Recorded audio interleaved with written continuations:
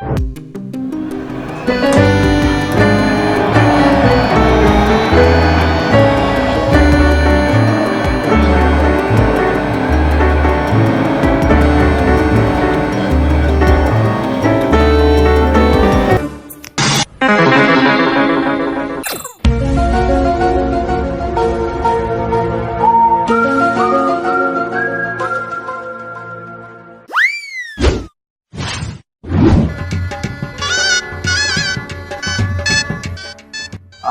का लड़की रल दिल में बिल के चल गए।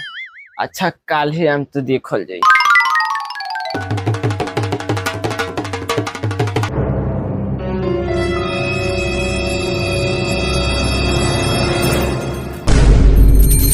ए कौन नाई के लिए का तो पेपर पेपर पेपर खुल गई का पेपर।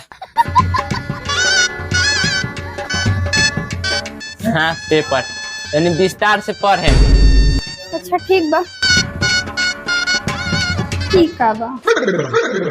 लव लेटर बात करने के लिए बहुत सारे लोग हैं पर इंतजार सिर्फ तुम्हारा ही रहता है। आई लव यू खुशी। वाह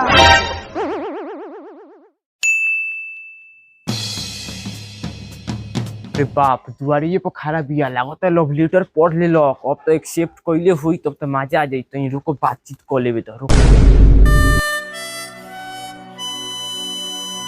ना बोलाई क्या तो बुला ले आए इधर आ। का हुआ कुछ नहीं।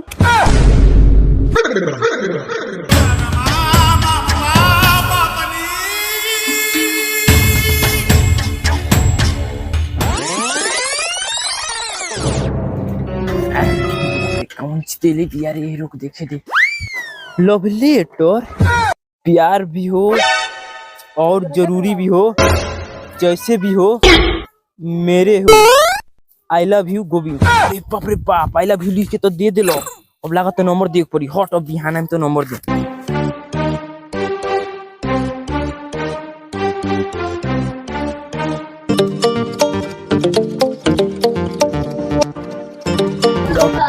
आज नहीं खेल दुआरी पर पेपर। ओए पेपर लेबू हो पेपर ले बोलो हो पेपर। अरे माधर चोद काहेला चिल्लाता रे। ई बहनचोद बुढ़वा कहाँ से आ गई। लार ले तो ले कोई पेपर नी लुटावे दे। ई तो बुढ़वा खेले गोल भाग भांज न तुम आज मारी भी लाठी।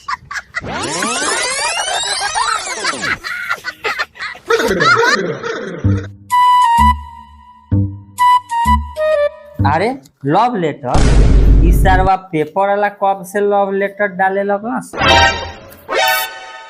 अपना ख्याल रखा करो बेशक सांस तुम्हारी है पर जान तो हमारी है। आई लव यू खुशी। खुशी तो हमारा बेटी के नाम हो खुशी। का बाबूजी का भइल। आई पेपर में तोरा नाम से लव लेटर कैसा ना। हमरा नहीं के मालूम बाबूजी हम नहीं के जाना। ठीक बात है अंदर जो हमें कर पता लगावत नहीं। ठीक बा। ई बहन चोदवा पेपर वाला पेपर में लव लेटर डालता। अब ई बात पंचायत में जाई। मुखिया जी हाँ बताई कौन सारवा रात खानी पंचायत बिटरे के कहलक हो। सरपंच साहेब आ खिसियात कलार बारो ऐसा बातें बाकी हमरा रात के पंचायत बिटरे के पड़ता। ना तो अगर बहन चोद दिन में बिटोरती तो कहीं मुंह देखावे लायक ना रहती। अरे बोल बोल तोर समस्या का बा। काहे इतना इमोशनल होता रे बताओ समस्या। का कहिए सरपंच साहेब एकर बहन चोद एगोरा पेपर बांटे आला। रोज हमरा घरे पेपर बांटत अला। एक दिन वही पेपर में एकर बहन चोद लव लेटर लेके हमरा बेटी के दे देलक। हमार बेटी ओकरा प्यार में पागल हो गल बिया। सरपंच साहेब करे तो पेपरों में एकर बहन चोद लेटर देता रह सो। उ सरवा एगोरा हमरो घरे देवे वाला पेपर बुझा तो कुछ गड़बड़ करी का हमरो घरे। दी मुखिया दी अपनो घरे पेपर में गुलाब का फूल है। हने आ गया तो फूलवा का कहली बबने दे देनी बबली के दे देलो। हाँ आ हमरा से आज बताओ तारा हाँ तनी हने मुड़िया निदी करबो। अरे उ कहलो काहे ना तई हैं? आर नौकर यही खातिर रखले बन तारा के कहे। तो मुखिया जी हाँ सरपंच साहब, समस्या तो गंभीर बाटे। हाँ समस्या तो गंभीर बा। रउआ पता करी तो तू आखिर पेपर वाला हो कहाँ के। का हो? अच्छा पेपर वाली जोन लेटर देले बा उ लेटर हमरा सामने आवे के चाही आ तू अपना लड़की के भी लिया हो। अब पता करो कि वो पेपर बांटे वाली हो कमना गांव के। ठीक कहो तनी सरपंच साहब, जब तक ये सब सबूत ना हुई कल मामला डिक्लेयर कैसे हो। ठीक बा मुखिया जी सरपंच जी, अगर रउरा लोग कहतानी कि सबूत लिया आ लड़की लिया तो हम सब बिहान लिया आ एकर फिर से पंचायत होई आ रउरा लोग निर्णय निकाले में कर। ठीक बा, तू सबूत बिटोर ना, सबूत बिटोर के हमरा के दो, और सरवा के जूता से मार के खाल खींच ले। बाकी एगो और बात सुन, ई रात के पंचायत बिटोर बंद करो, जानला कि ना। अब हमरा दुखे भोग रही। का मुखिया जी रउरा दुख का मार ले रहती? ए महाराज नींद के कहतानी, जब से जीतल बानी एकर बहन चोद रात भर दिन भर पंचायत, ई कोनो बात भइल महाराज? ना ना ठीक बाटे, रउरे के लोग परेशान करो, हम तो आराम से सुतत हैं। अरे महतो जी रउआ जाई, हमनियो के सुते दिया, रउओ सुती, बिहान एकर फैसला होई, बुझनी? जाई बा मुखिया जी। हाँ जाई, हमनियो जाता नहीं सब। चल जी सरपंच साहब चल। हाँ तो बताओ महतो जी, सबूत सब इकट्ठा कइलो? जी सरपंच साहब ना आयल अभी तक ले, कहाँ रह गइल? तनी लोग का फोन धरावे दो ओकरा के।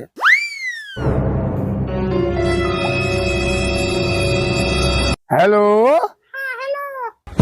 हाँ सरपंच साहब कहाँ बानी जी? हम तो दूसरा पंचायत में आगल बनी। ए महाराज यहाँ सब महतो जीवा सबूत इकट्ठा करके आ गइल बा, बताई अब रउआ दूसरा पंचायत में चल गइल बानी। अरे क्या करी महाराज से के हम बतैबे कनी, मुखिया जी फोन ना करे के हमरा यादे ना पड़ल। मतलब एगो बोका बकरी लेके भागल बा, वही पंचायत में हम आयल बनी खेदन। अरे रउआ उहे करबे कर, बोका के पंचायत, बकरी के पंचायत, भैंस के पंचायत, भैंसा के पंचायत।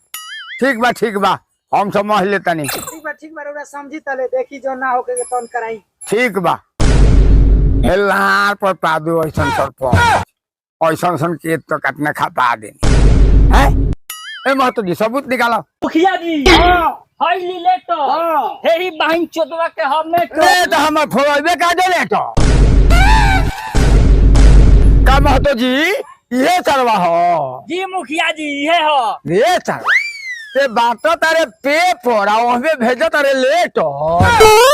अरे हेने आप आ सामने।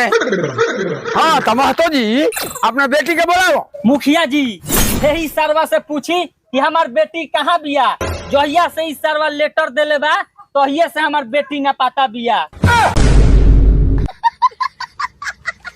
अरे आई महतो जी सच बात कहता रहे, हिलाइबा मुड़ी मुँह से बोल। मुखिया जी ई तो बात सोच है कि इनकरा बेटी के लेटर हम देनी, लेकिन ओकरा आगे मैटर हमरा पता नहीं छे। हां मुखिया जी लोग हम 4 करोड़ के कसम खा के कहत बानी। मैं 4 करोड़ कसम खाता।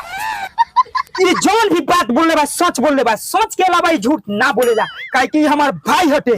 आई सरवा के लड़की के मतलब एकरा बेटी के अगर लेटर देले होई उ हम बात जानत बानी, लेकिन लेटर के आगे का मैटर भल बा ई चीज हम नहीं जानत मुखिया जी। ई बात एकदम यू आर राइट कहत बानी हम।